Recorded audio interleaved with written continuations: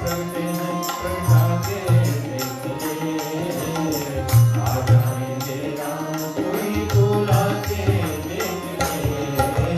राम राम रट लिखा है कोई आके देख ले। राम नाम रट लिखा है कोई आके देख ले। आ जाएंगे राम कोई बुला के देख ले।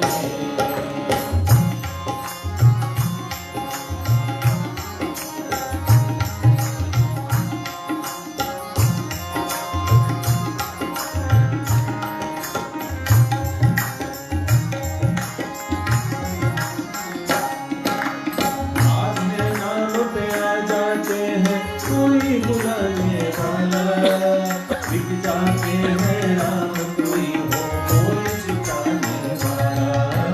आधे नाम पे आ जाते हैं कोई बुलाने वाला। बिक जाते हैं राम कोई मोल चुकाने वाला।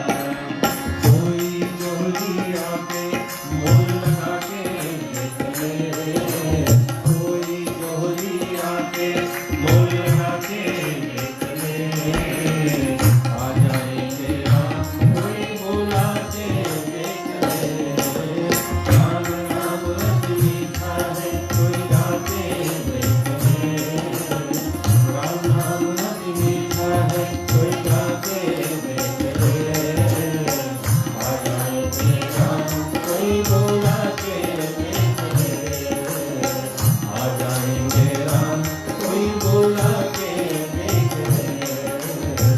आ जाएंगे राम कोई बुला के देख ले। राजा रामचंद्र भगवान की जय।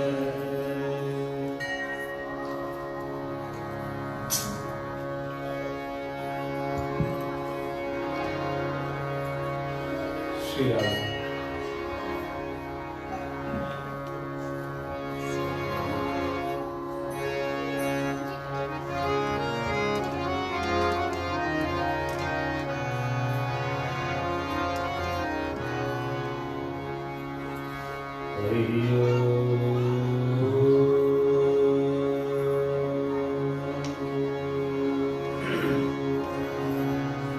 स्वस्ति श्री गणेशाय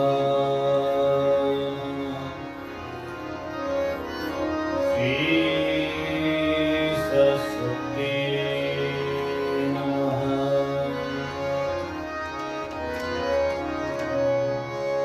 श्री गुरुभ्यो नमः।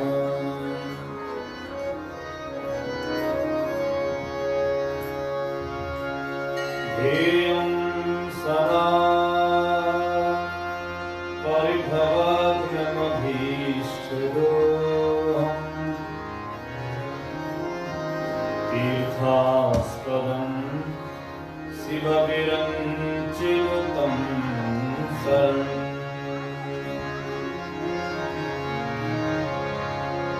भृत्यार्तिहं प्रणतपालभवाब्धिपूतम्। वन्दे महापुरुषते चरणारविन्दम्।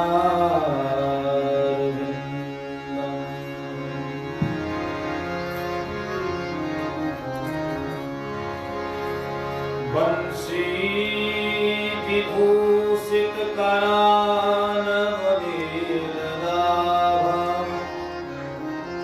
पीताम्बरादरुणबिम्बफलाधृष्टाम्। पूर्णेन्दुसुन्दरमुखादरविन्दुनेत्राम्।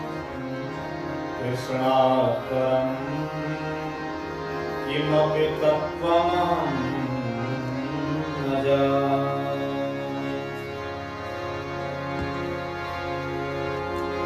भक्ति भक्त भगवंत गुरु चतुर्नाम बपुजेत।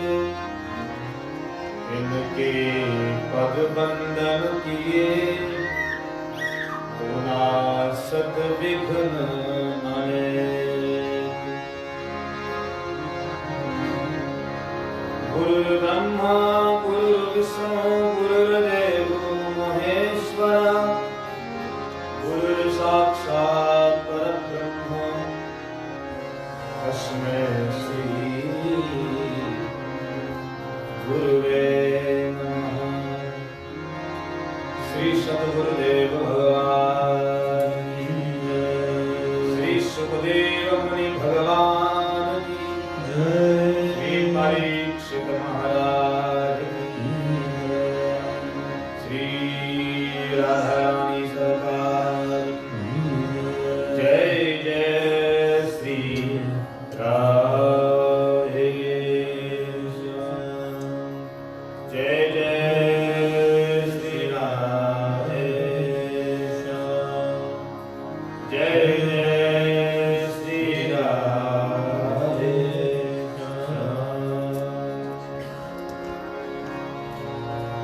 जय राधे श्री राधे राधे।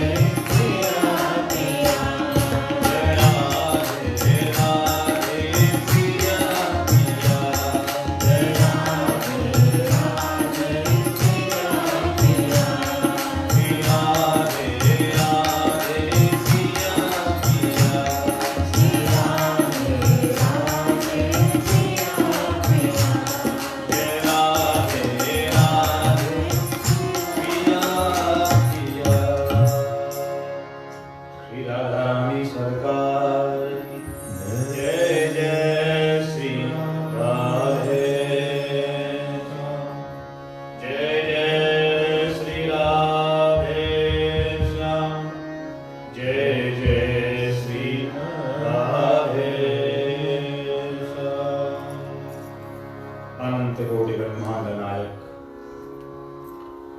अणुरणीयान महतो महीयान भगवान श्री हरि नारायण के चरणों में कोटि कोटि प्रणाम।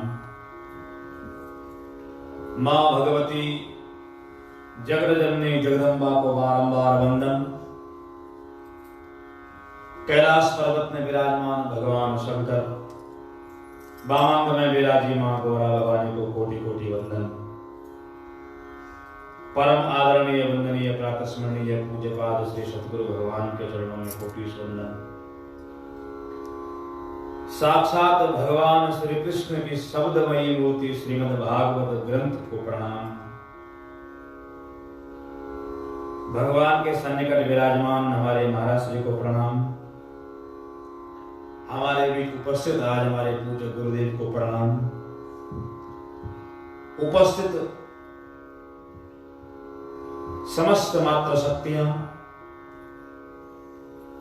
अपनी सुर सरलता के द्वारा संगीत माधुरी को प्रसन्न करने के लिए उपस्थित समस्त संगीत प्रेमी के हृदय में विराजमान परमात्मा की दिव्य छटा को मैं वंदन करता हूं। समस्त मात्र शक्तियों के हृदय में विराजमान ठाकुर जी की दिव्य झांकी को कोटि से वंदन। दूर संचार के माध्यम से देख रहे देश विदेश में समस्त बंधु भाई इष्ट मित्रगण, व्यास गद्दी से आप सभी को नमन। आज कथा का चतुर्थ दिवस।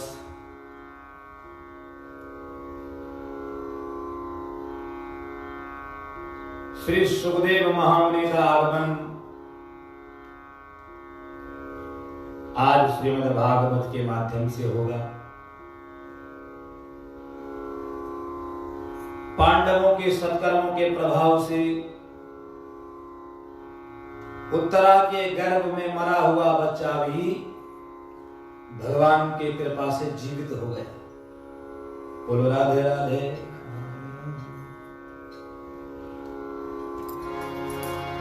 उत्तराया हतो गर्भा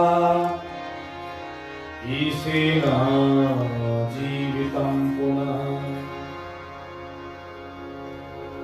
उत्तरा के गर्भ में जो बच्चा जन्म लिया था वो मरा हुआ ही पैदा हुआ था, पर भगवत कृपा से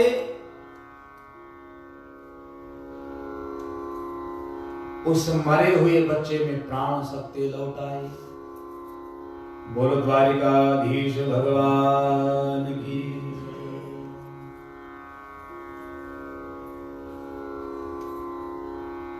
कन्हैया की कृपा जिस वंश पर, कृष्ण की कृपा जिस वंश पर, वो वंश कभी समाप्त नहीं होता। धूप की तरह हरा भरा उसका जीवन रहता है। जैसे दुर्वा घास होती है, चाहे 10 फुट बर्फ भी पड़ जाए, वो दूब घास कभी सूखती नहीं। बोलो राधे राधे।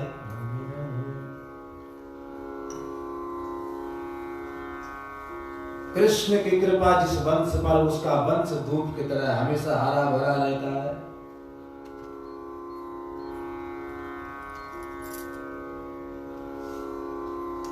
श्री सुखदेव महामुनि श्री सूत जी महाराज सौनकादि 88,000 ऋषि मुनियों को ये बात समझाते हैं। 6 प्रश्न किए ऋषि मुनियों ने गुरुदेव भगवान से। किम श्रेय शास्त्र सारः का स्वावतार प्रयोजना। किम कर्मा कैवतारस्य धर्मः कम शरणं गतः। किम से हे गुरुदेव, जीव मात्र का कल्याण कैसे हो सकता है?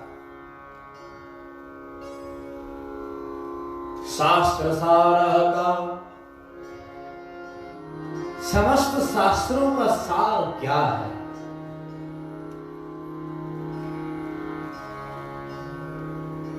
और स्वावतार प्रयोजनम, भगवान के अवतार होने का प्रयोजन क्या था? किम कर्मा, भगवान ने जब अवतार लिया, अवतार लेने के बाद कैसे कैसे कर्म भगवान ने किए मानव मनुष्य को सत जीवन जीने के लिए। कई अवतारस्य, और कितने अवतार भगवान ने लिए।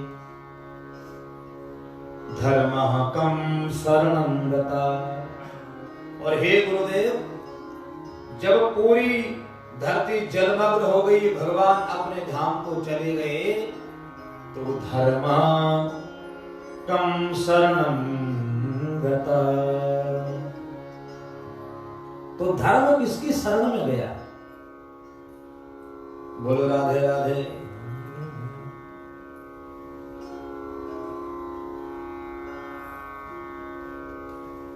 जब ये 6 प्रश्न ऋषि मुनियों ने किए तो गुरुदेव महाराज ने अपने सतगुरु भगवान की वंदना करी और उसके बाद ये सब प्रसंग बताने शुरू किए।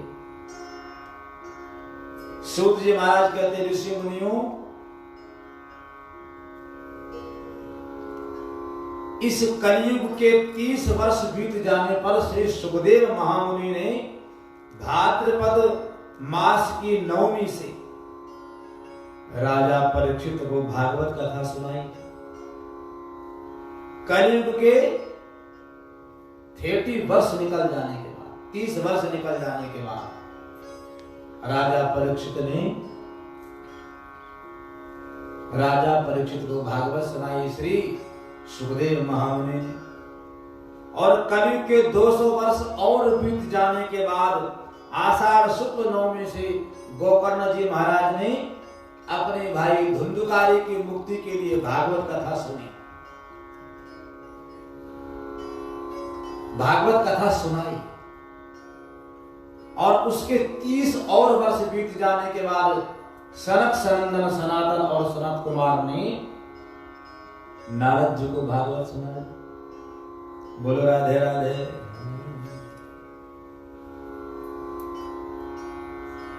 इस कार्तिक मास में भागवत सुनने का अलौकिक पुण्य फल है। इस कार्तिक मास में दीपदान करने का अलौकिक पुण्य फल है।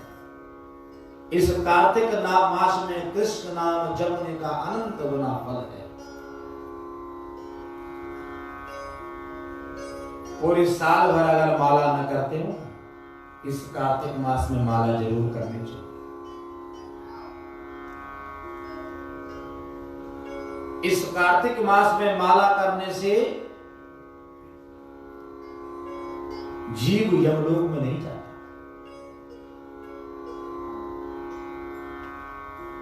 प्राणी यमलोक के बंधनों से छूट जाता है और ठाकुर जी उसके लिए विमान भेज करके अपने धाम को ले जाते हैं। बोलो द्वारिकाधीश भगवान की।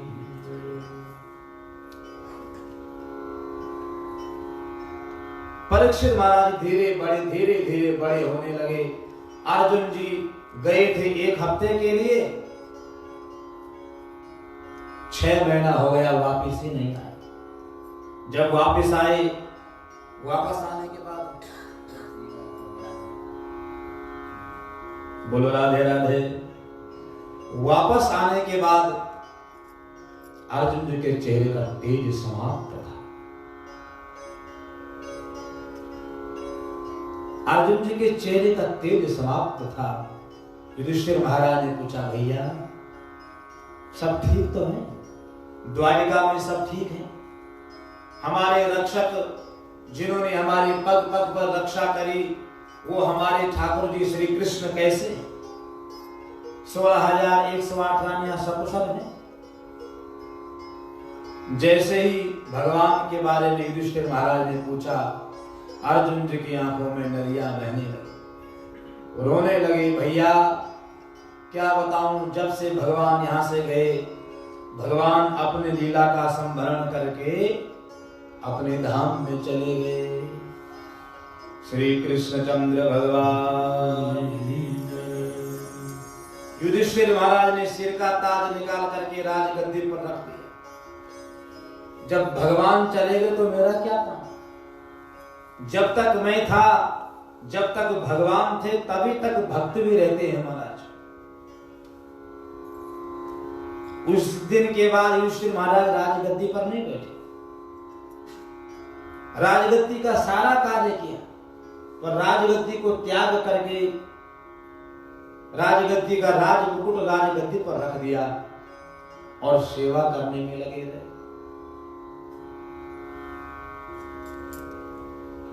अब सोचा कि अब भगवान चले गए, हमारा क्या काम। परीक्षित महाराज को राजगद्दी का सारा कार्यभार सौंप दिया। एक संदूक के पास ले गए। उस संदूक पर लिखा था मां उद्घाट। मां मनि मुझे, मां मनि नहीं, उद्घाटया मनि खोलना, मुझे कभी मत खोलना। उस संदूक में 5 ताले लगे थे। परीक्षित महाराज ने हाथ जोड़ करके, युधिष्ठिर महाराज ने हाथ जोड़ करके निवेदन किया, परीक्षित, जीवन में कैसा भी संकट आ जाए, कभी इस संदूक को मत खोलना। चाहे पूरा राजपाट नष्ट हो जाए तुम्हारा, पर ये संदूक के ताले कभी मत खोलना। परीक्षित महाराज ने युधिष्ठिर महाराज के चरणों में सिर रखा,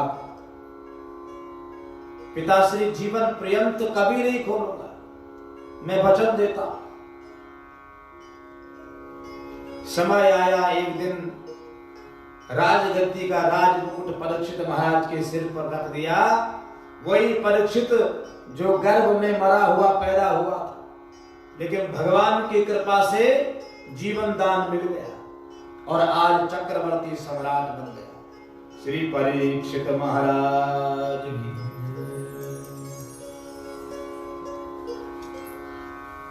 छोटे छोटे रजवाड़ों राजाओं को जीत करके,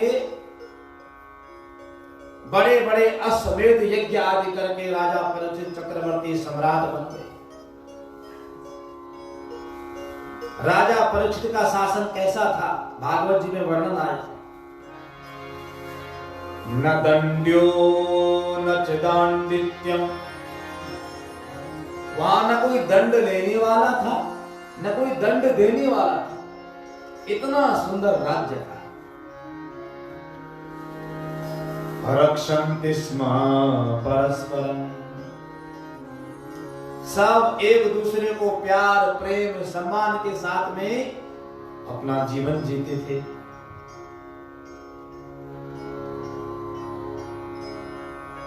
होते होते, करते करते एक दिन राजा परीक्षित वृद्धावस्था की तरफ हो चले। सोचा कि राजसी सिंहासन अब अपने बेटे जन्मेजय को दे देता। उसी संदूक के पास पहुंच गए जहां एक बार युधिष्ठिर महाराज ने हाथ जोड़ करके कहा था, इस संदूक को कभी खोलना मत। परीक्षित महाराज ने देखा उसमें 5 ताले लगे। पिताश्री ने क्यों बोला होगा युधिष्ठिर महाराज ने इसको न खोलने के? अरे मैं जीवन पर्यंत राजा रहा, मुझे पता ही नहीं मेरी संपत्ति में क्या है। कम से कम मुझे पता तो होना चाहिए कि संदूक के अंदर है क्या। एक बार मैं खोल करके फिर दोबारा ताले मार दूंगा। आत्मा कह रही अरे मत खोल, युधिष्ठिर महाराज का दिया हुआ वचन है, पर मन कह रहा है खोल देना, क्या होता है। जब जब आत्मा और मन के बीच में द्वंद्व होता है, कोई भी व्यक्ति जब चोरी करता है ना, उसके मन में 2 भाव जरूर आते हैं। एक वो कहता है अरे भैया चोरी मत कर, तो फंस जाएगा, जेल चला जाएगा। आत्मा कहती है मत कर, मन कहता है अरे कर लेना, क्या होगा, कौन देख रहा है। बोलो राधे राधे। जब जब मन और आत्मा के बीच में द्वंद्व होता है, मन की विजय होती है। धर्मशास्त्रों में मन और आत्मा के युद्ध को देवासुर संग्राम बताया है। इसी का नाम देवासुर संग्राम है। ये आत्मा देवता है और मन असुर है। चंचलम ही मन कृष्ण प्रमाथी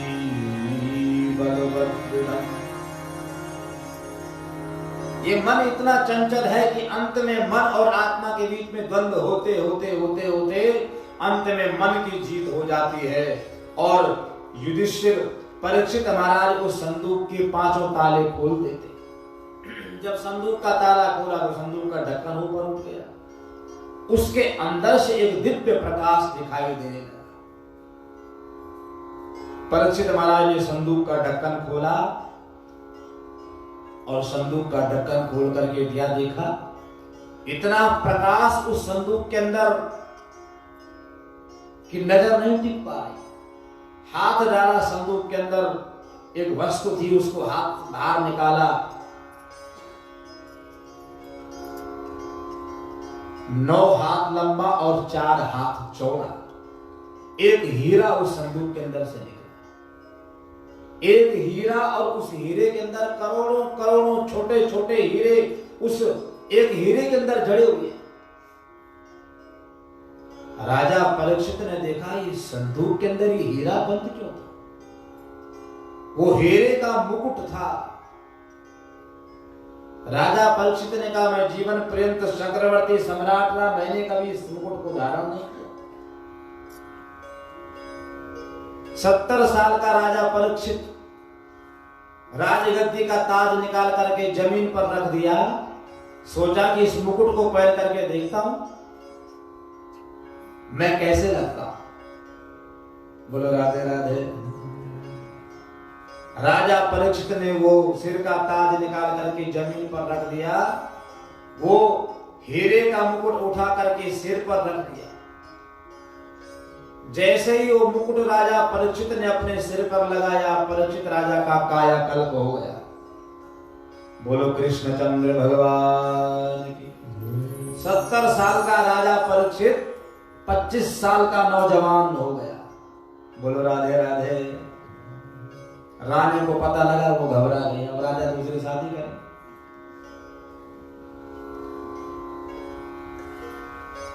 जोर से बोलो राधे राधे। जैसे ही वो मुकुट सिर पर रखा राजा परीक्षित की बुद्धि भ्रमित हो गई, चक्कर आ गया राजा परीक्षित। महल में आया, रानियों ने देखा राजा को क्या हो गया। राजमहल से बाहर निकल गया, पूरा राजपाट साथ में चलते चलते जंगल में चला गया।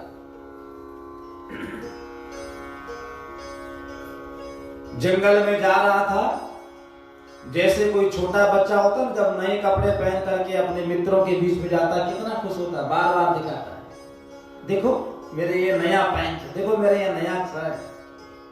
राजा परीक्षित की यही दशा होगी। चक्रवर्ती सम्राट परीक्षित राजा उस मुकुट को पहनने के बाद सब कुछ भूल गए।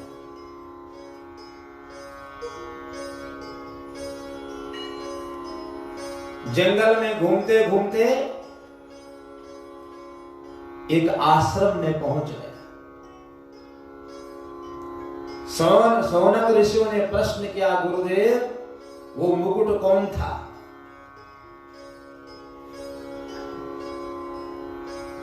बोला वो मुकुट के बारे में बाद में बताऊंगा। एक बार राजा परीक्षित जंगल में गए थे। जंगल में राजा परीक्षित को 2 प्राणी मिले। एक वृषभ दौड़ता दौड़ता आ रहा था, खून की धार उसके शरीर में बह रही थी। 3 पैर उस बैल के कटे थे और एक पैर पर वो लंगड़ा लंगड़ा करके भाग रहा था।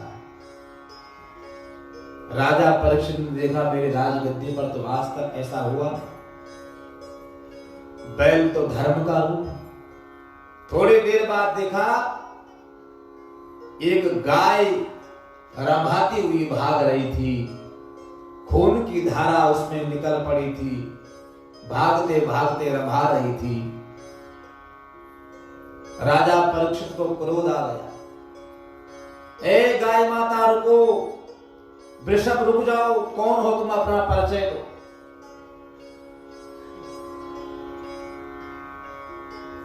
तो वो बैल बोल रहा है,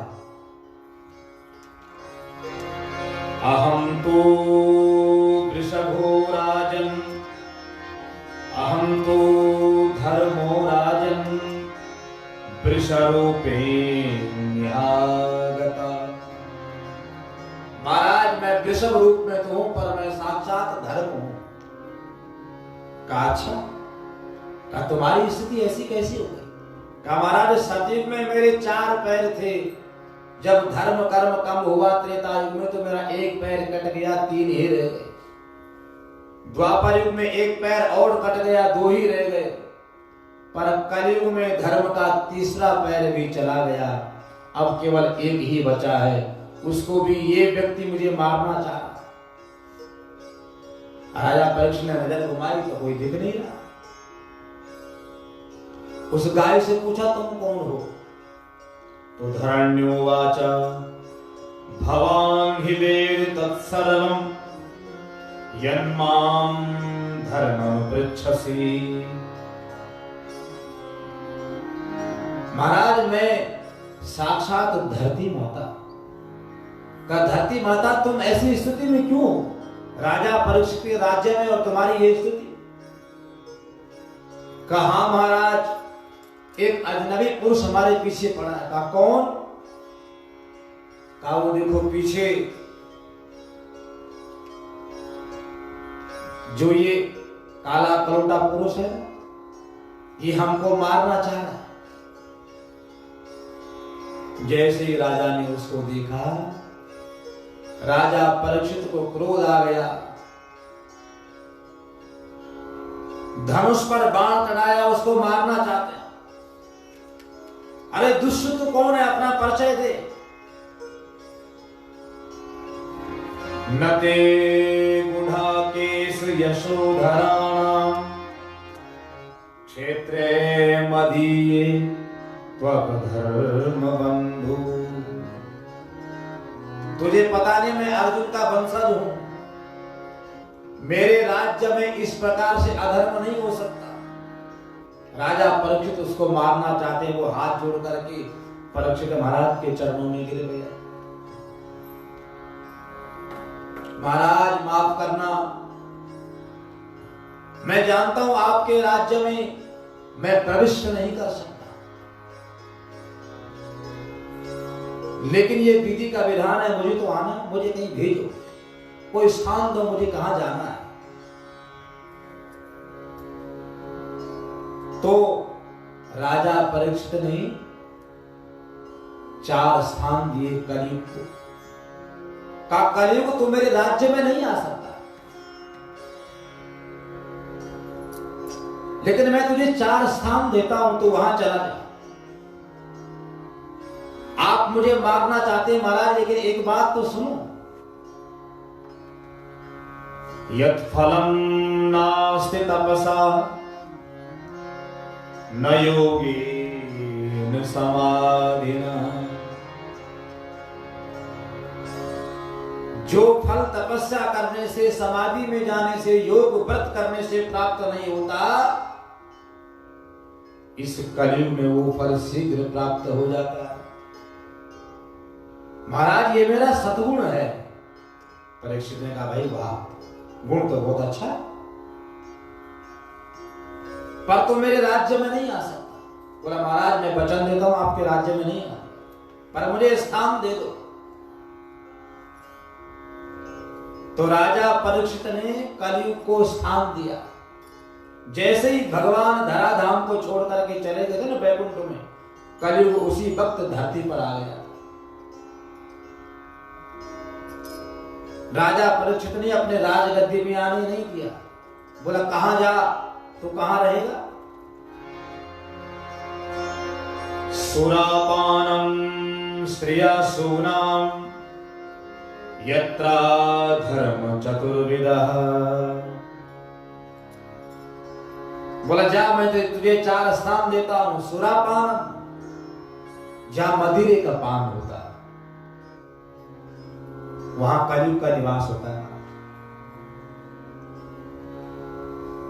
जहां शराब का पान होता है वहां कलयुग का निवास होता है। श्रेयासूनाम, जहां पर दुष्कर्म किए जाते हैं, दुष्कृत्य होते हैं।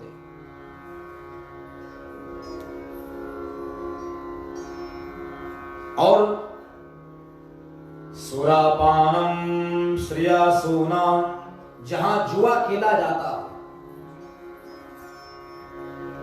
जहां अपवित्रता हो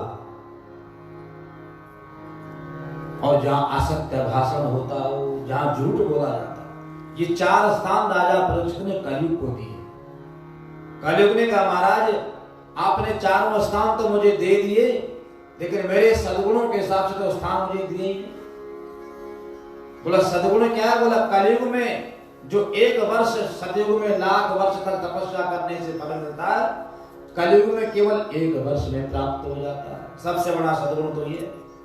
तो बोला जा एक जगह और देता हूं, सोने में भी तेरा निवास हो जाए। बोलो राधे राधे। सोने में भी कलयुग का निवास है।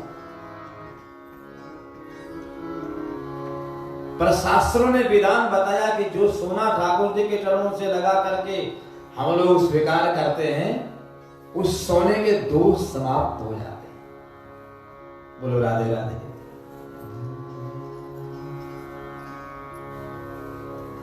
और जो सोना सीधे ला करके हम उसको पहन लेते, उस सोने में दोष होता है।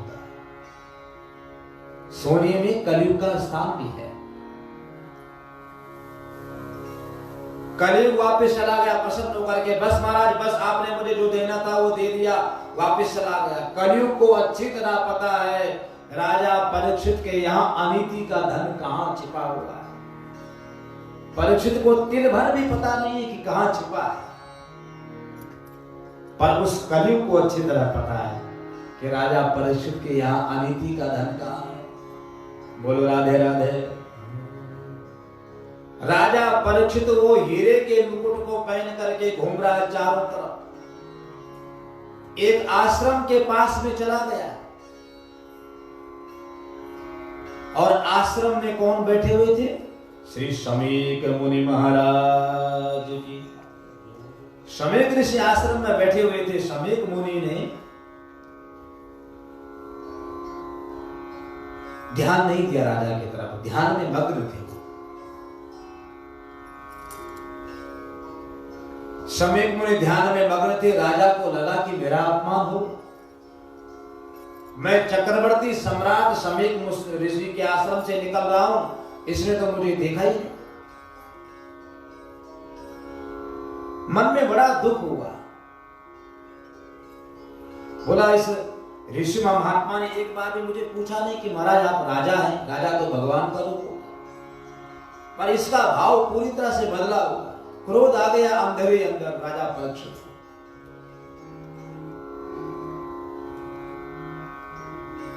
खोजा क्या करो क्या करो, बगल में नजर घुमाई, एक झाड़ी में एक मरा हुआ सर्प पड़ा हुआ था। राजा परीक्षित ने उस मरे हुए सर्प को खींचा और शमीक ऋषि के गले में डाल दिया। बोलो द्वारिकाधीश भगवान की।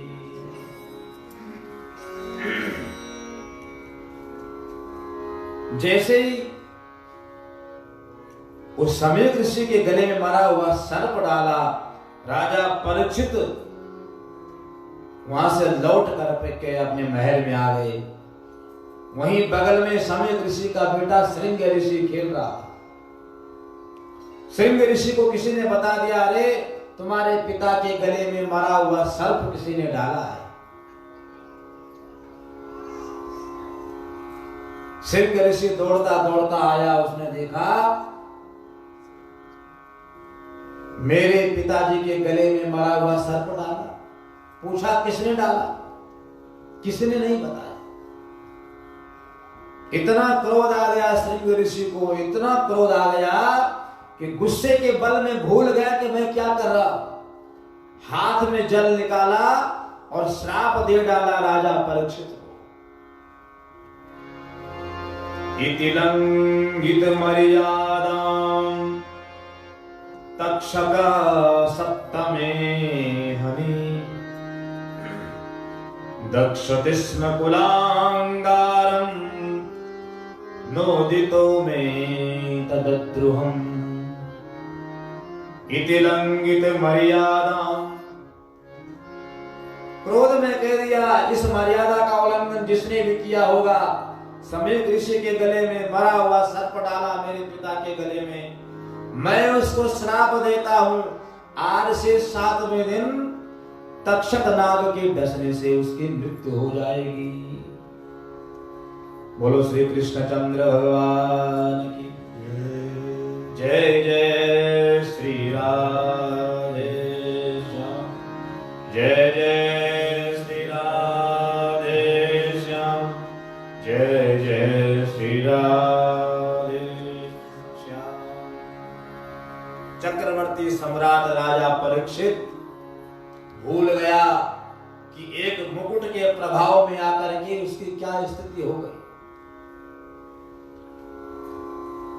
उसी मुकुट को लेकर के राजगद्दी पर बैठ गया, पर समझ में नहीं आया क्या हुआ। इतने में नारद जी वहां प्रकट हो गए। श्री नारद महाराज की।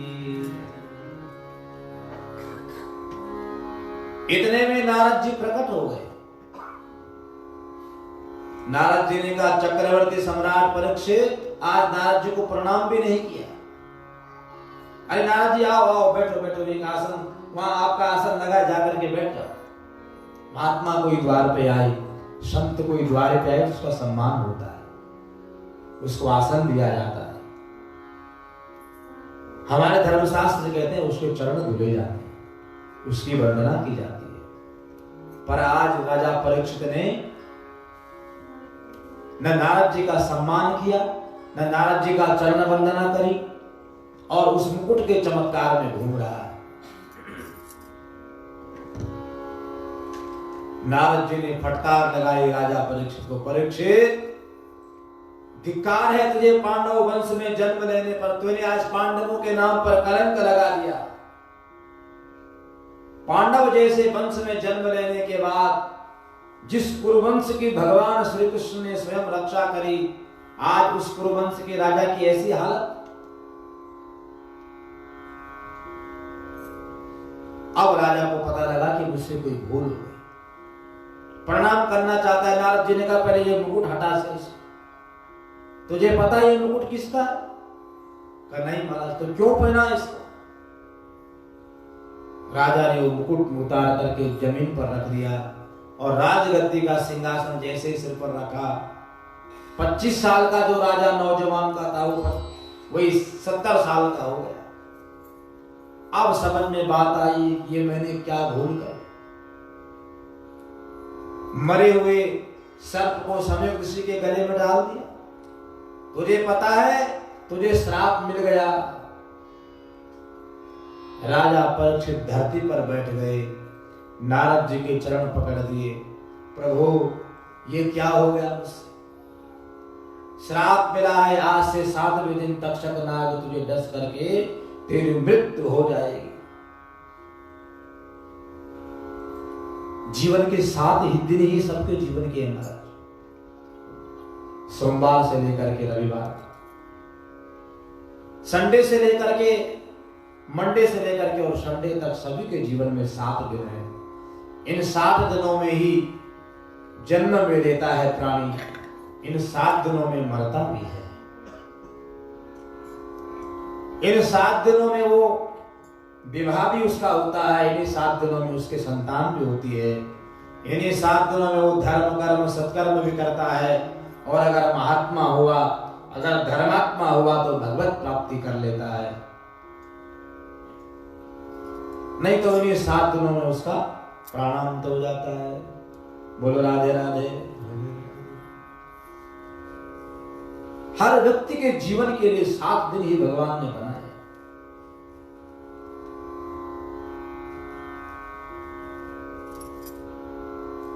इन 60 दिनों को अपने जीवन में समझना चाहिए। जो 7 दिन में अपने जीवन को समझ गया वो इस कलयुग रूपी ग्रास से बच जाता है। जो इस 7 दिनों को जीवन में नहीं समझ पाया वो कलयुग के चक्कर में हमेशा फंसा रहता है, उसका जीवन अधा पतन उसका हो जाता है। बोलो कृष्णचंद्र भगवान की।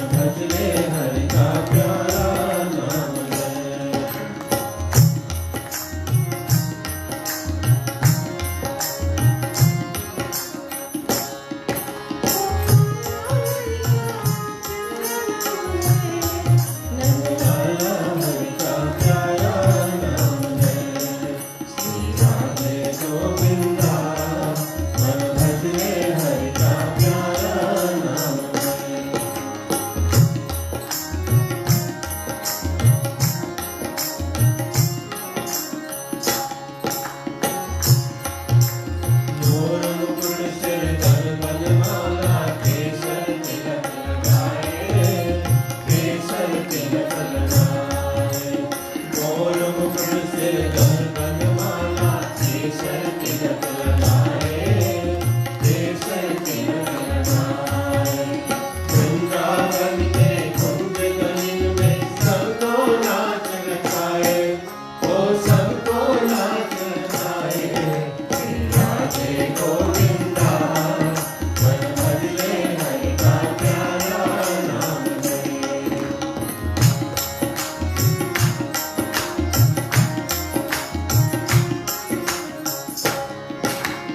जमुना किनारे प्रेम चरावे, माधव मदन मुरारी, माधव मदन मुरारी।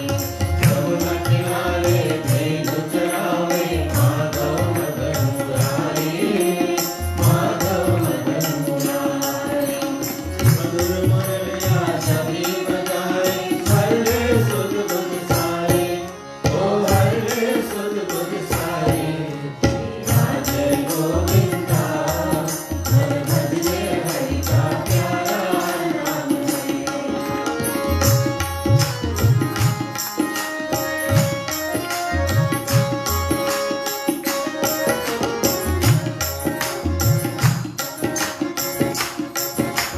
सुंदरनागर कहते मेरा शूर को श्यामल गाया, शूर को श्यामल गाया। सुंदरनागर कहते मेरा शूर को श्यामल गाया, शूर को श्यामल गाया। तुकाराम और नामदेव ने विठ्ठल विठ्ठल गाया, ओ विठ्ठल विठ्ठल गाया। श्री राधे गोविंदा मन भजले हरि का प्यारा नाम है। श्री राधे गोविंदा मन भजले हरि का प्यारा नाम है।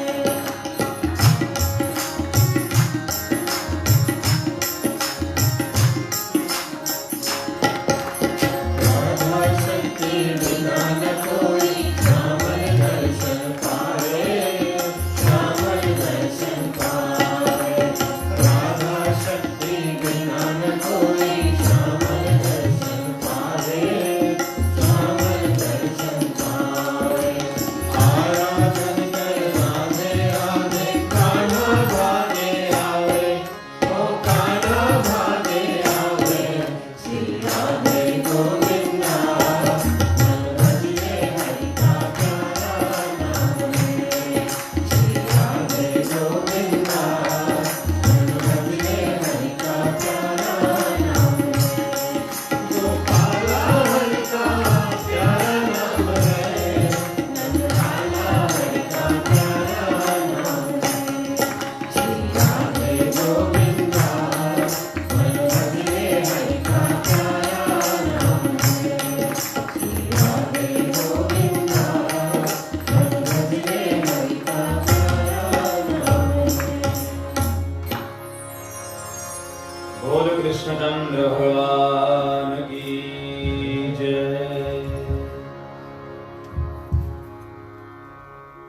इस कार्तिक मास में भागवत कथा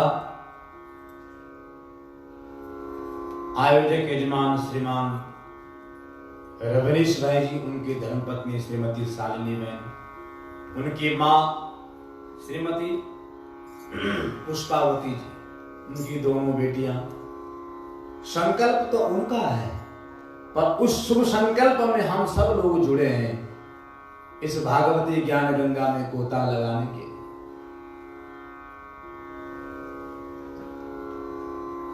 मैंने कथा में एक दिन कहा था कि गंगा जी को धरती पर केवल भगीरथ जी लाए थे, पर उसका लाभ आज तक हम सब उठा रहे हैं।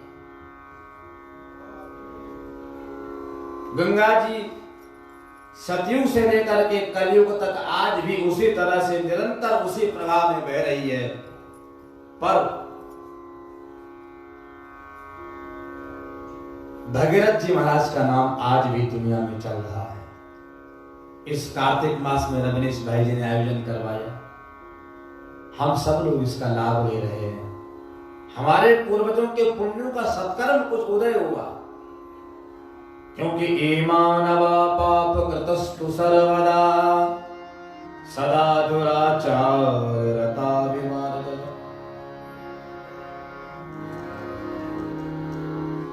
जघन्यतम से जघन्यतम कर्म करने वाला प्राणी भी भागवत कथा को सुन करके 7 दिन के भीतर मुक्त हो जाता है।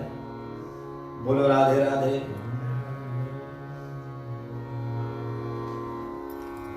परीक्षित महाराज को श्राप मिल गया। नारद जी ने कहा, आज तूने अपने कुल पर कलंक कर दिया। परीक्षित,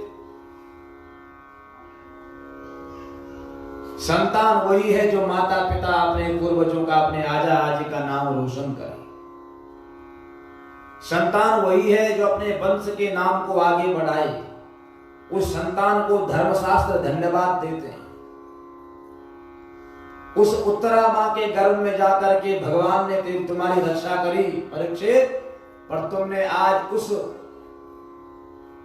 कृपा का पूरा लाभ नहीं उठा पाए। इस कुरुवंश पर तुमने कलंक लगा दिया। राजा परीक्षित फूट फूट करके रोने लगे। गुरुदेव महाराज बताओ क्या करना चाहिए।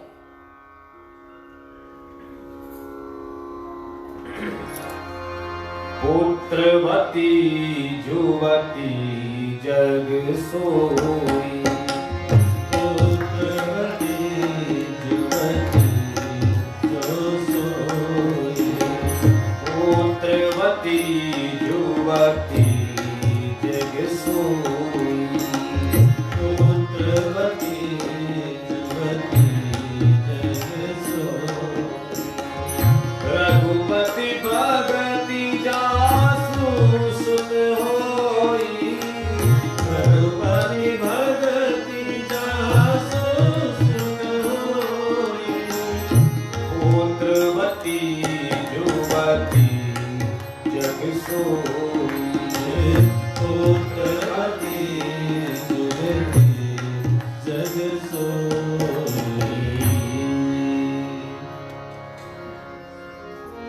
पुत्रवती जुवती जग सोई। पुत्रवती मां धर्मशास्त्रों में उसी को बताया महाराज, जिसका बेटा भगवान की भक्ति के, भगवान का उपासक हो जाए, जिसके बेटे का प्रेम ठाकुर जी के चरणों से हो जाए, उस मां की कोख को भगवान भी धन्यवाद देते हैं। रामचरितमानस में बाबा तुलसी ने बड़े भाव से गाया, पुत्रवती जुवती जग सोई, रघुपति भगति जासु सुत होई, पुत्रवती जुवती जग सोई।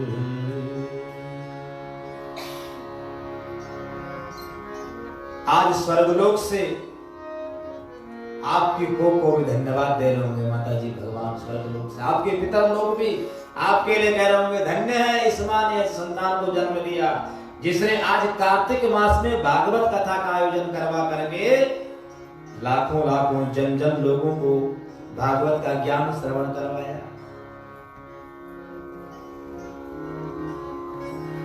संतान जन्म सब देते, आहार निद्रा भयमैथुनं च सामान्यमेतद् पशुभिर्नराणाम्। पशु पक्षी भी संतान को जन्म देते हैं, भोजन हम भी करते हैं, वो भी करते हैं, सोते वो भी है, हम भी हैं, संतान का लालन पालन वो भी करते हैं, हम भी करते हैं। पर जो भगवान के चरणों से प्रीति जिसकी हो जाए, अहेतुक्य प्रतिहता, जिसके अंदर अहेतु की भक्ति, अप्रतिहता भक्ति की जागृति हो जाए, निर्भरा भक्ति प्रकट हो जाए, उसी का जीवन धन्य है। नारद जी कहते एक ही कर्म तुम्हें जगा सकता है, केवल श्रीमद् भागवती वार्ता मृत्यु पीड़ा विनाशिनी। ये श्रीमद् भागवत की वार्ता ऐसी है जो 7 दिनों तक तुम अगर श्रवण कर लो एक आसन पर परीक्षित, तो तुम्हें मुक्ति हो सकती है। पर ये कराएगा कौन? परीक्षित, तुम्हारे वंश में श्री वेद व्यास महाराज की, वेद व्यास जी महाराज हुए। वेद व्यास जी अगर तुम्हें 7 दिनों तक भागवत सुना करके तुम्हें मुक्ति का द्वार खोल दे तो तुम्हारी मोक्ष तुम्हारा हो सकता है। गुरुदेव कैसे बुलाऊं? का अलग जगह अपने पूर्वजों को याद कर। तेरे पूर्वजों की कृपा रही है तेरे ऊपर, जिसके ऊपर पूर्वजों की कृपा होती है महाराज ना, ऐसे सत्कर्म ऐसे वही व्यक्ति कर सकता है। बोलो राधे राधे। जिसके ऊपर यह तो सतगुरु भगवान की कृपा हो या अपने पूर्वजों की कृपा हो या ठाकुर जी की कृपा हो, तो ही वो भगवान से जुड़ सकता है। बोलो राधे राधे। अलग जगह ये वेद व्यास महामुनि को प्रकट कर दिया। परीक्षित महाराज ने हाथ जोड़ करके निवेदन किया, महाराज 7 दिनों में भागवत सुनना चाहता हूं। मुझे मृत्यु का भय नहीं है, मुझे केवल ये भय है कि मेरे पूर्वजों का आज नाम मेरे कारण से समाप्त हो रहा है, मिट्टी में मिल रहा है।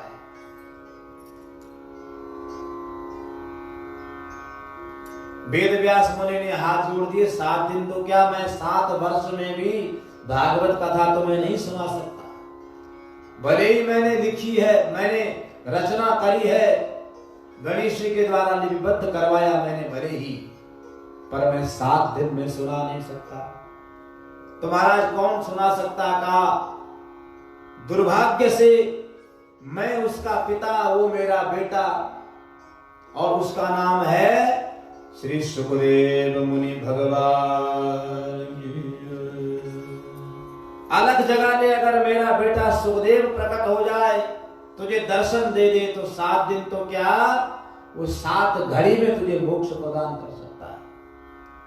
केवल सुखदेव में वो सामर्थ्य है, सुखदेव जी महाराज में।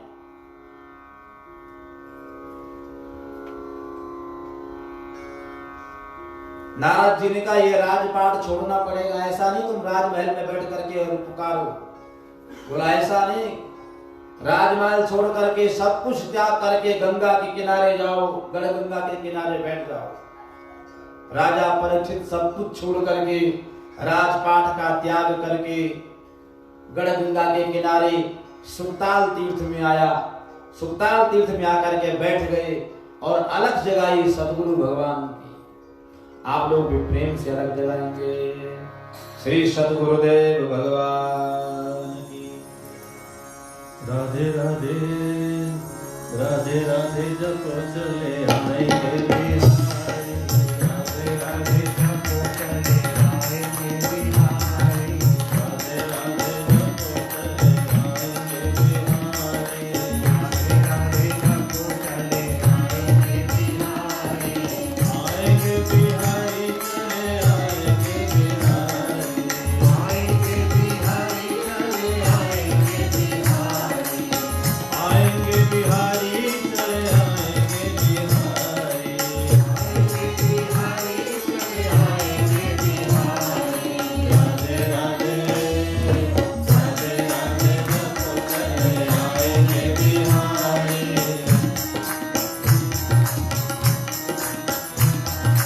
राधा रानी चंदा चकोर है बिहारी, राधा रानी चंदा चकोर है बिहारी, राधा रानी चंदा चकोर है बिहारी, राधा रानी चंदा चकोर है बिहारी, राधा रानी चंदा चकोर है बिहारी, राधा रानी चंदा चकोर है बिहारी, राधा रानी चंदा चकोर है बिहारी, राधा रानी चंदा चकोर है बिहारी, राधे राधे राधे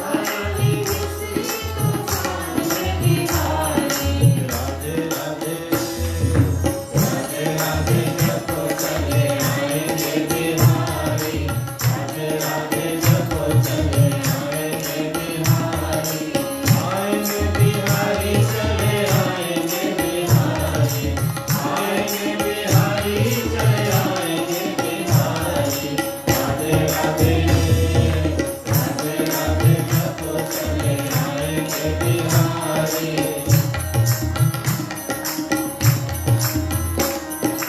राधा रानी गंगा तो धार है बिहारी राधा रानी गंगा तो धार है बिहारी राधा रानी गंगा तो धार है बिहारी राधा रानी गंगा तो धार है बिहारी राधा रानी गंगा तो धार है बिहारी राधा रानी गंगा तो धार है बिहारी राधा रानी गंगा तो धार है बिहारी राधा रानी गंगा तो धार है बिहारी राधे राधे राधे राधे जपो चले आएंगे बिहारी राधे राधे जपो चले आएंगे बिहारी आएंगे बिहारी चले आएंगे बिहारी आएंगे बिहारी चले आएंगे बिहारी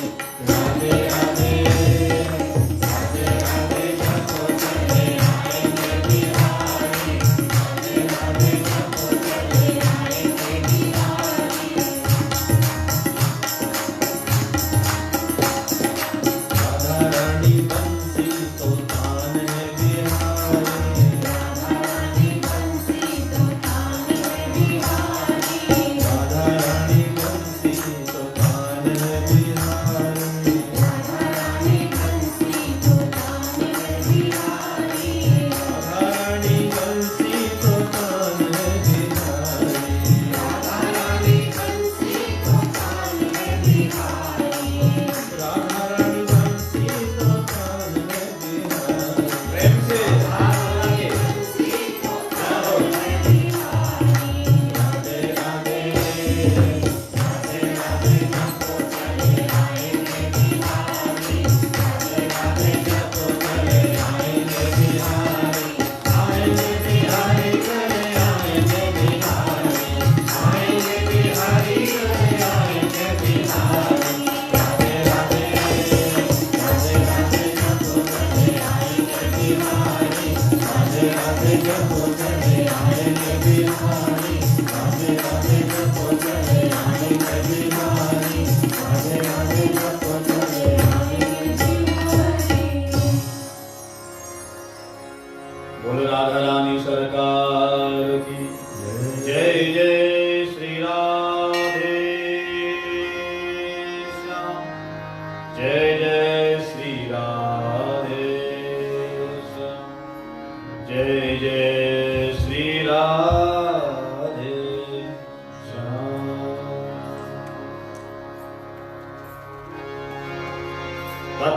तत्राभवत् भगवान् व्यासपुत्रो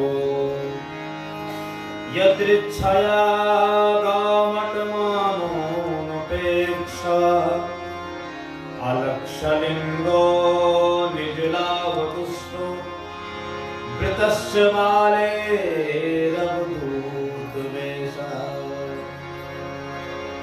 तत्राभवत् भगवान् व्यासपुत्रो गढ़गंगा के किनारे परीक्षित महाराज ने जब अलख जगाया, अलख जगाते गुरुदेव नमा तो तत्रा भवत भगवान व्यास पुत्रो राजा परीक्षित की करुण पुकार सुनकर के सुखदेव महामुनि आकाश मार्ग से प्रकट होकर के राजा परीक्षित के सामने खड़े हो गए। श्री सुखदेव मुनि भगवान की, श्री परीक्षित महाराज की। सुखदेव मुनि प्रकट हो गए। राजा परीक्षित ने गुरुदेव के चरण धुले, चरण वंदना करी। यम प्रव्रजन्त मनुपेत मुपेत कृत्यम द्वैपायनो विरह का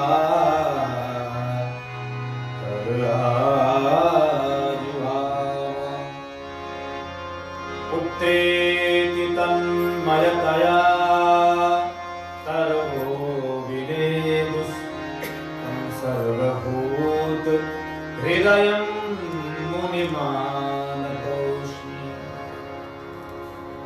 जो सुखदेव जी महाराज जन्म लेते ही माता के गर्भ से जैसे ही जन्म हुआ, यम परिव्रजंता गच्छन्तम, तुरंत चले गए, जन्म लेते ही रुके नहीं माता के पास में। 12 वर्ष तक माता के गर्भ में रहे और जब बाहर आए तो रुके नहीं। परिव्रजंतम यम प्रव्रजंत, मनुपैत यज्ञोपवीत संस्कार के बिना ही सारे कर्मकांड आदि कर्मों से रहित होकर के ही सुखदेव महामुनि अपने पिता वेदव्यास महामुनि को छोड़ करके चले गए थे जन्म लेते ही। यम प्रव्रजन्तमनुपैत मुपैत कृत्यम द्वैपायनो विरह कातराजुहाव। द्वैपायनो माने वेदव्यास महामुनि, द्वैपायनो विरह कातुर होकर के, हे पुत्र रुको, हे पुत्र रुको, हे पुत्र रुको, मत जाओ मत जाओ, तुम कहां जा रहे हो।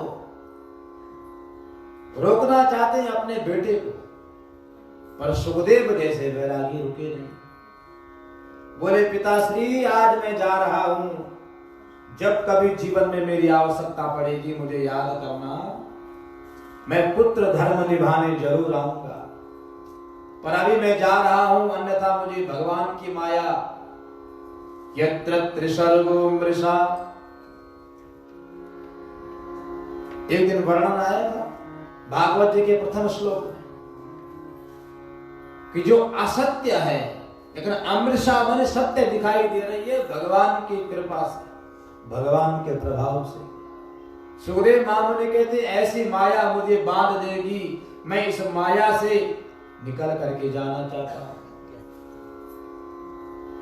जब आप कभी मुझे बुलाओगे मैं जरूर आऊंगा।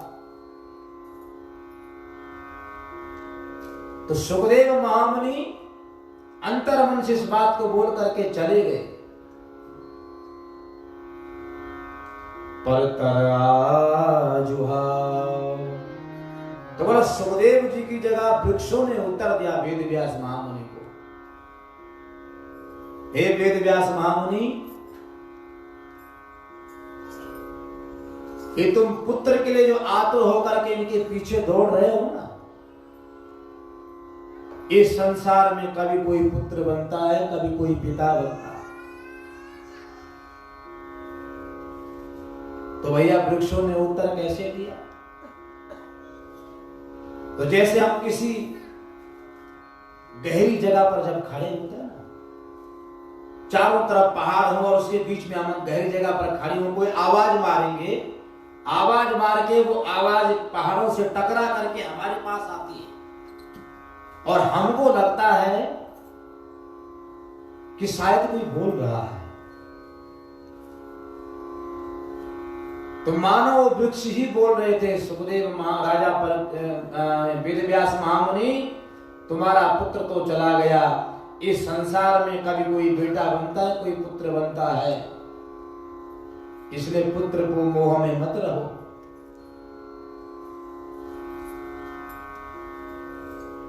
पुत्रेति तन्मयतया तरवो विनेदुस् तं व्याससूनमुपयामि गुरुं मुनीनाम्।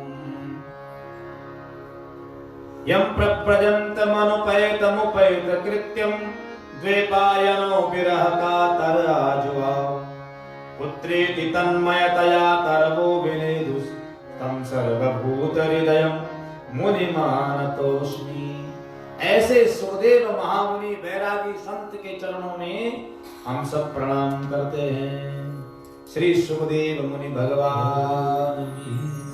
आसन दिया, सुखदेव महामुनि को बिठाया, गुरुदेव त्राहिमाम, गुरुदेव कानों को हाथ लगाए परीक्षित ने, गुरुदेव आज मेरा अधा पतन हो रहा है।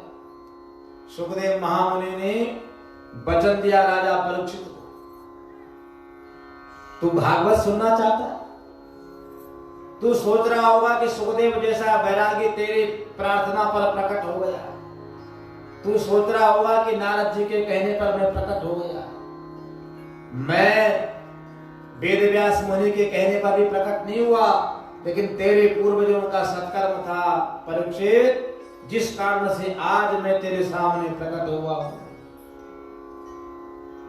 बाढ़े पुत्र पिता के धर्म, सत्कर्म करता है हमारा आजा, हमारी आजी, हमारे पिता, हमारे पिता माता जी, और संतान मिलता हमें, हमारी फल मिलता हमें हमारी संतान को, हमारे नाती पोतों। ये क्या है?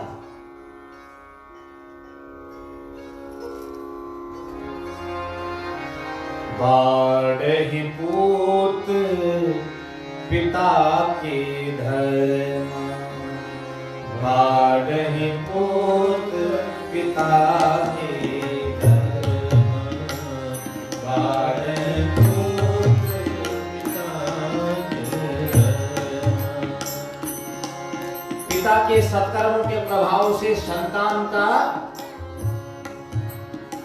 दर्शन आप कर सकते हैं। आजा पर आजा के सत्कर्म के प्रभाव से आप नाती पोतों को देख सकते हैं। बाढ़े पुत्र पिता के धर्म, आजा आजी का सत्कर्म नाती पोतों पर पोतों पर धोतों तक जाता है, बेटी के बच्चों तक भी जाता है। इसलिए कल भी कथा में वर्णन आया था कि अपने वृद्ध पुरुषों को कभी बेकार मत समझो। बोलो राधे राधे। न जाने किसकी आशीर्वाद से किसका जीवन चल रहा है महाराज, न जाने किसके कृपा आशीर्वाद से हम लोग अच्छी तरह से अपना जीवन जी रहे हैं। कभी जीवन में ये नहीं सोचे कि हमारी मेहनत है और हमारा परिश्रम है तो हमको फल मिल रहा है। न जाने कौन सा व्यक्ति हमारे भाग्य को बढ़ा रहा है, हमारी सराहना कर रहा है, हमारे जीवन को एक वृक्ष की तरह, जैसे हम एक पौधे की रक्षा करते हैं, जैसे माँ एक बालक की रक्षा करती है ना, पूर्वजों का, बुजुर्गों का आशीर्वाद ऐसे अपने बच्चों का, अपने परिवार की रक्षा करते। करहि सदा तिनके रखवारी, करहि सदा तिनके रखवारी, करहि सदा तिनके रखवारी। जिमि बालक राखे महतारी, जिमि बालक राखे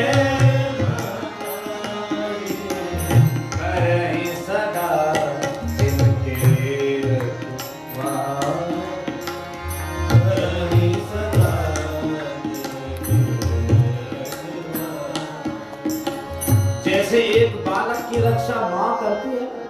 छोटा बच्चा 6 महीने का होता है और माँ उसको बार बार उठाती है, देखती है, नहलाती है, धुलाती है, खाने से, पीने से, सोने से, नहाने से माँ उसका कितना ख्याल रखती है। बोले भगवान भी ऐसे अपने भक्तों का ख्याल रखते हैं। केवल भगवान के प्रति समर्पण की भक्ति होनी चाहिए। परीक्षित, तेरे सत्कर्मों के प्रभाव से मैं नहीं आया, तेरे पूर्वजों के प्रभाव से मैं आया हूं। युधिष्ठिर अर्जुन के, भीम के, जिस वंश की रक्षा भगवान ने स्वयं करी, उस वंश को बचाने के लिए आज मैं आया हूं। त्राहिमाम गुरुदेव त्राहिमाम, कानों को हाथ लगाए राजा परीक्षित ने, गुरुदेव मेरा कल्याण करो। का 7 दिन में तुझे मुक्ति चाहिए ना, 7 दिन में तुझे मुक्ति मिल सकती है, लेकिन एक वचन दे मुझे, प्रश्न तेरे होंगे, उत्तर मेरे होंगे। तू प्रश्न पूछेगा, उत्तर मैं बताऊंगा, और अगर प्रश्न पूछते पूछते एक निमेष मात्र की भी देरी हो गई तो मैं आसन छोड़ करके उठ जाऊंगा, तुझे भागवत कथा नहीं सुनाऊंगा। बोलो राधे राधे। भोजन त्यागना होगा, एक आसन पर बैठ करके, एक जगह पर बैठ करके 7 दिन कथा सुननी होगी। गुरुदेव जलमपि त्यागम, जल भी त्याग दिया। फलमपि त्यागम, सब कुछ छोड़ दूंगा 7 दिनों तक। तुझे डर लग रहा है ना परीक्षित कि 7वें दिन तक्षक तुझे डस देगा, तेरी मृत्यु हो जाएगी? नहीं गुरुदेव, मुझे डर नहीं लगता। मैं सोच रहा हूं कि मेरे पांडव वंश पर जो कलंक है ये मिट जाए बस। मेरी मृत्यु अभी हो जाए कोई बात नहीं, लेकिन मेरे कारण जो ये कुरुवंश पर जो ये दाग लग रहा है कि उस वंश में एक कोई तक्षक नाग के डसने से मर गया था, वो कलंक मेरे लिए सबसे बड़ा है। एक निमेष मात्र भी अगर प्रश्न पूछने में देरी करेगा तो मैं आसन से उठ जाऊंगा। एक निमेष मानी जितने देर में हम पलक झपकते हैं। अब कोई काउंट करता है कितने देर में पलक झपकते हैं? बोलो राधे राधे। जब मर्जी करे, जब मन करे तब पलक झपकते। बोला एक निमेष मात्र में भी अगर पलक झपकते हुए इतने देर प्रश्न पूछने में कर दी, मैं आसन से उठ करके चला जाऊंगा। गुरुदेव मंजूर है। तब राजा परीक्षित को सुखदेव महामुनि भागवत कथा सुनाने, परीक्षित याद कर उस मुकुट को जो तूने सिर पर धारण किया था, पता है किसका है वो? नहीं गुरुदेव पता नहीं। मगध राज जरासंध का मुकुट था। जब भीम ने जरासंध को मारा था, भगवान श्री कृष्ण ने रोका था भीम को। भीम ने वो मुकुट निकाला, उसके सिर का मुकुट। जरासंध कभी बुढ़ा होता ही नहीं था, उसके सिर पर वो मुकुट था, हमेशा वो जवान ही रहता था। भीम ने वो मुकुट निकाला, कहा मैं इस मुकुट को पहनूंगा। भगवान श्री कृष्ण ने कहा छोड़ दे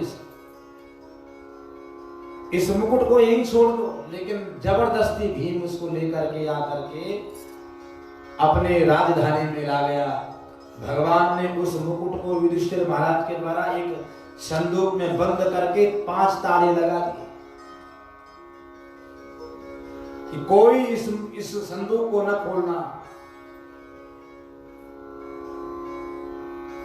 तू पछता रहा है, तूने समय ऋषि के गले में मरा हुआ सर्प कैसे डाला? हाँ गुरुदेव, ये मुकुट का चमत्कार है। तुझे एक व्यक्ति जंगल में मिला था? हाँ मिला था गुरुदेव। एक वृषभ मिला था, गाय मिली थी? मिला था गुरुदेव। का कौन थे वो पुरुष? कौन था? का गुरुदेव कलयुग था। का कलयुग का स्वभाव कैसा है? का गुरुदेव दुष्ट स्वभाव है कलयुग का। तो परीक्षित धर्मशास्त्र कहते हैं दुष्ट व्यक्ति अगर मिल जाए ना सामने, गर्दन नीचे झुका देनी चाहिए, नजर झुका देनी चाहिए। तुमने नजर मिला करके उससे बात करी, उसका प्रभाव, कलयुग का प्रभाव तेरे अंदर भी प्रविष्ट कर गया था। बोलो राधे राधे। दुर्जन व्यक्ति से अगर कोई मिल जाए ना, कभी कभी होता है सवेरे सवेरे जब रास्ते में कहीं निकलते हैं, एक कहावत कहते हैं लोग, अरे भैया आज सब काम बिगड़ रहे, किसका मुंह देख लिया होगा सवेरे सवेरे? बोलते कि नहीं? बोलो राधे राधे। वहां भारत में खूब बोलते हैं ऐसे। क्यों? दुष्ट व्यक्ति के दर्शनों से उसके पाप अपने ऊपर आ जाते हैं। धर्मशास्त्र कहते हैं मार्ग बदल देना चाहिए, रास्ता बदल देना चाहिए। बोलो राधे राधे। परीक्षित तूने नजरें मिला करके बात करी, इसलिए वो कलयुग का प्रभाव तेरे अंदर प्रविष्ट हो गया, तेरी बुद्धि भ्रमित हो गई। तूने मरा हुआ सर्प समय ऋषि के गले में डाल दिया। क्या जरूरत थी वो मरा हुआ सर्प डालने की? बड़ी फटकार लगाई परीक्षित राजा को सुखदेव महामुनि। गुरुदेव जब कोई ज्ञान प्रदान करते ना, उसको बताते नहीं, उसको मार्ग बताते, उसको ऐसा बता, ऐसा करना, ये करना, और सदमार्ग पर नहीं रहते तो गुरुदेव फटकार भी लगाते। परीक्षित को फटकार लगाए गुरुदेव।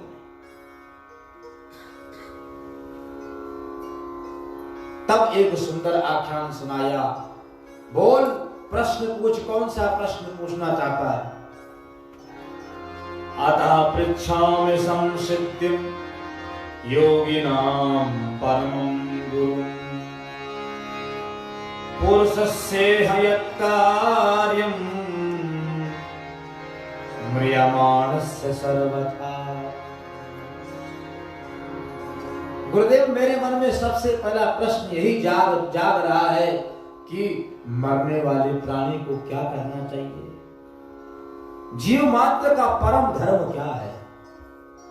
पहला प्रश्न राजा परीक्षित का सुखदेव महामुनि के सामने, गुरुदेव, जीव मात्र का परम धर्म क्या है?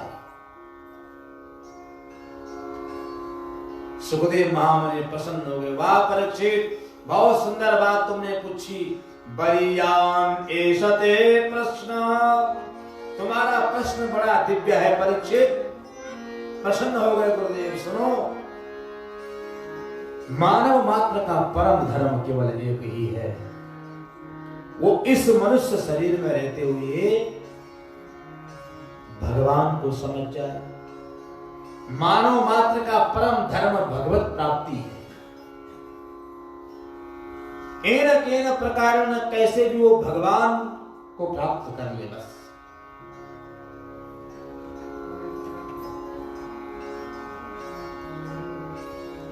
जैसे एक छोटा बच्चा होता है, जब उसका जन्मदिन होता है तो माता पिता रात को उसके लिए जगह जगह खिलौने छुपा देते, कहीं इस कोने में, कहीं उस अलमारी में, कहीं उस जगह, कहीं उस जगह। जब वो सवेरे उठता है वो देखता है कि भैया ये खिलौना यहाँ पड़ा।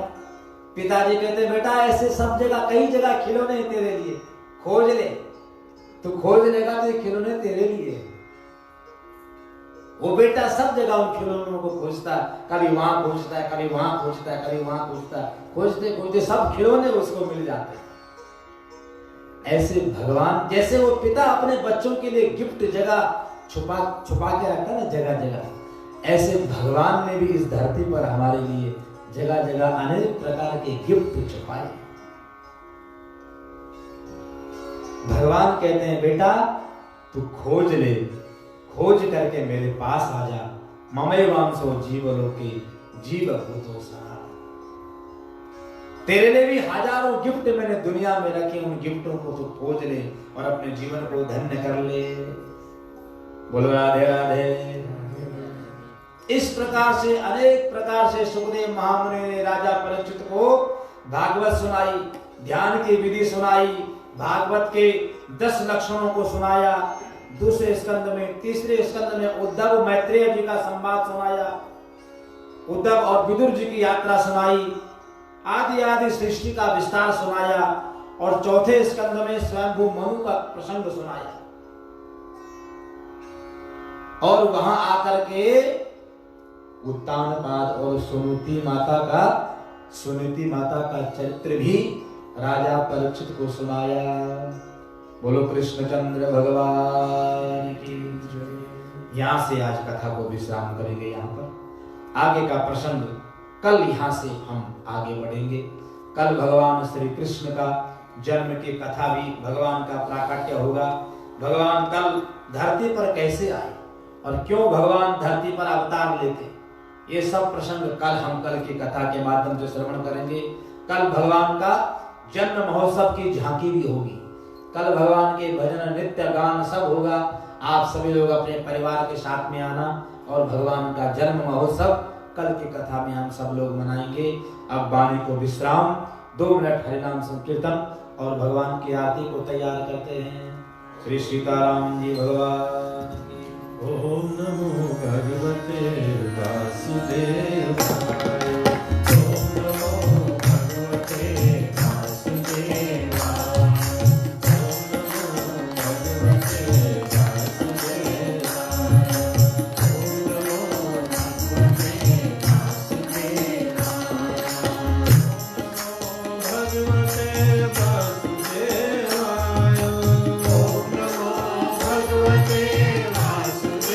Bye.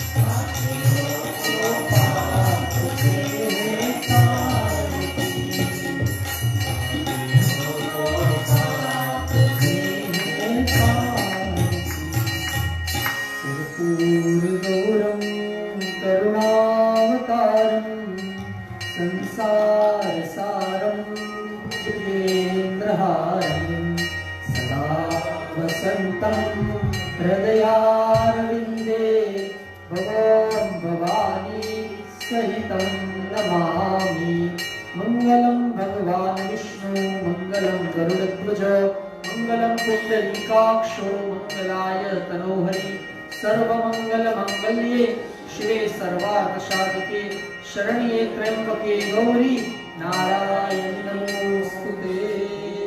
शीतल जल की परिक्रमा करते हैं जलेन प्रदक्षिणीकृत्य प्रभु को दर्शन कराते हैं। देवताभिवंदनम गजानन गणपति महाराज की जय। सियावर रामचंद्र भगवान की जय। लक्ष्मी नारायण भगवान की जय। राधा पुरुषोत्तम भगवान की जय। बाल की जय। अम्बे मात की जय। सरस्वती मात की जय। गायत्री मात की जय। सूर्य नारायण भगवान की जय। उमापति महादेव की जय। कार्तिकेय भगवान की जय। पवन पुत्र हनुमान की जय। सब संतन की जय। श्रीमद् भागवत महापुराण की जय। ओम नमः पार्वती पतये हर हर महादेव हर। सभी भक्तजन कृपया अपने स्थान पर 2-5 मिनट के लिए बैठ जाएंगे। हरे कृष्ण कृष्ण कृष्ण हरे हरे हरे राम राम राम हरे हरे हरे कृष्ण कृष्ण कृष्ण हरे हरे हरे राम राम राम हरे हरे। उपस्थित सभी भक्तजनों का श्री राम मंदिर में हार्दिक स्वागत कर रहे हैं। कथा में संतों का आगमन, ब्राह्मणों का आगमन, ये प्रभु प्रसन्नता का सुंदर अवसर है। और आज हमारे बीच में परम आदरणीय पूज्य गुरु जी महाराज मुल्ला शास्त्री जी पधारे हैं। उनको मैं प्रणाम करता हूँ, उनका हार्दिक स्वागत करता हूँ और उनसे निवेदन करता हूँ कि हम सबको कुछ सत्संग का भाव सुनाए। जय हो।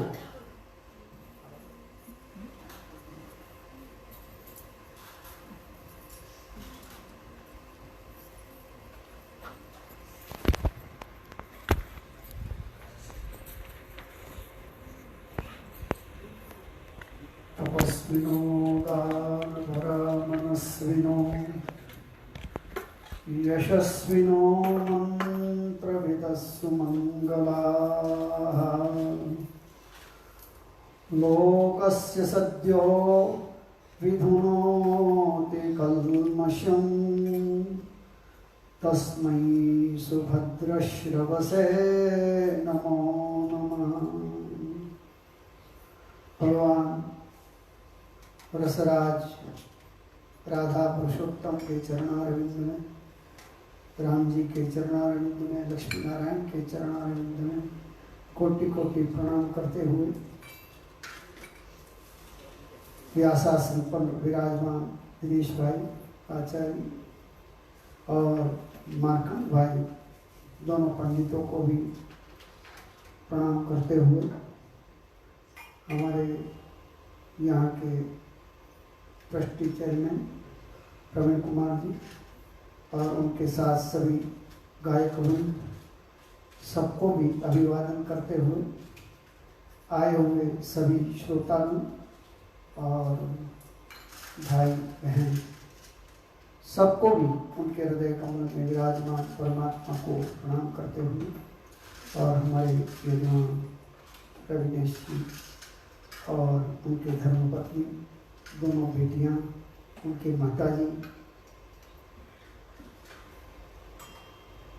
और सभी उनके परिवारजनों को नमस्कार करते हुए आज श्रीमद् भागवत के सुंदर रहस्य को सुना। श्रीमद् भागवत की कथा अलौकिक कथा है। भागवत में एक श्लोक मुझे याद आता है, काल व्याल मुखग्रासो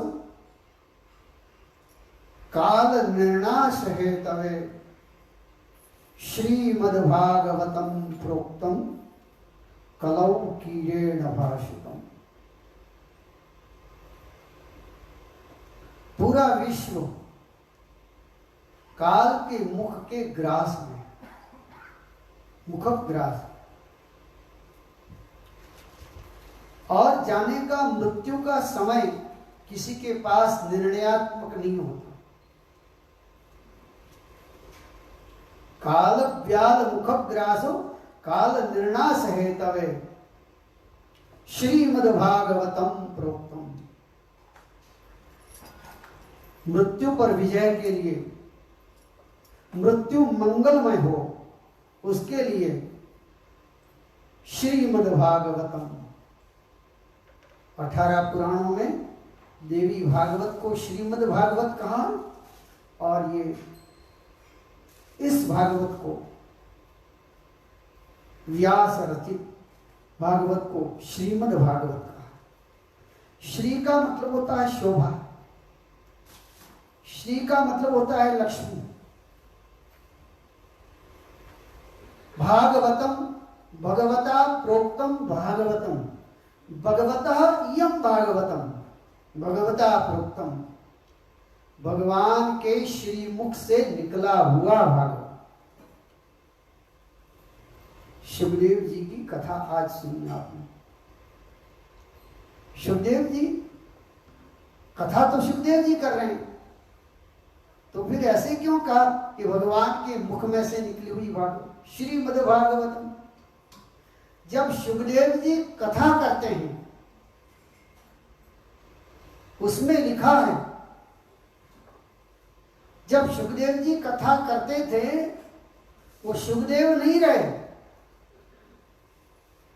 उनके अंदर परमात्मा विराजमान हो गए और वो बोलने लगे।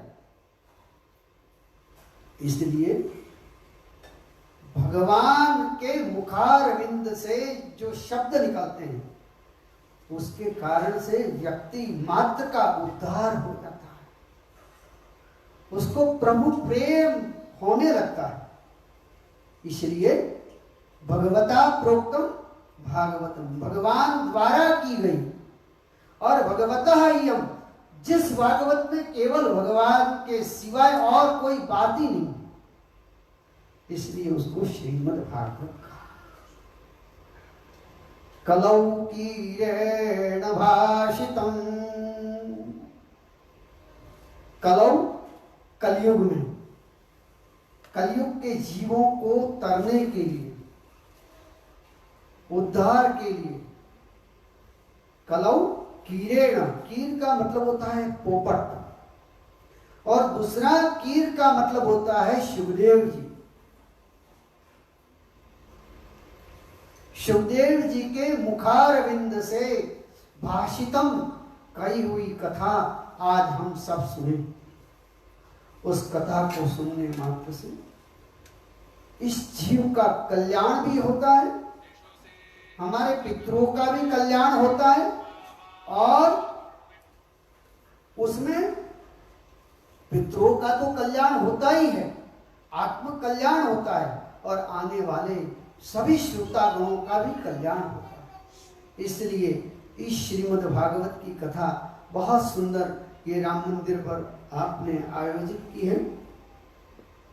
ऐसा कहा है, आपने दूसरी जगह तो सब जगह कथा करते हैं, बल्कि अन्य क्षेत्रे कृतं पापम पुण्य क्षेत्रे विनश्यति, पुण्य क्षेत्रे कृतं पापम वज्रलेपो भविष्यति।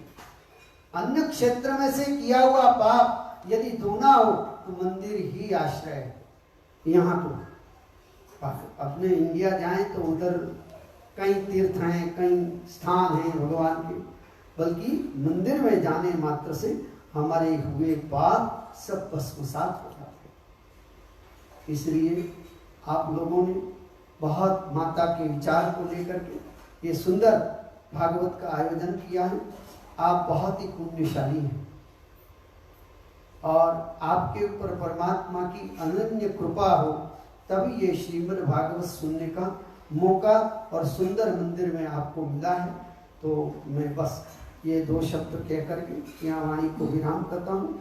सबके लिए ये शुभ दीपावली हो, और सुंदर मंगलमय दिवाली के दिनों में भी और कार्तिक मास में ये सुंदर कथा आप सुन रहे हैं, उसका बहुत पुण्य है। सबको जय सिया राम, जय श्री धन्यवाद। गुरु जी महाराज को एक बार जोरदार तालियों से धन्यवाद करते हैं। श्री राम वाले हरे कृष्णा परिवार से श्रीपति प्रभु भी पधारे, उनका भी श्री राम मंदिर में स्वागत कर रहा हूँ। एक बार जोरदार तालियों से संगीत साथियों और महाराज जी को धन्यवाद करेंगे।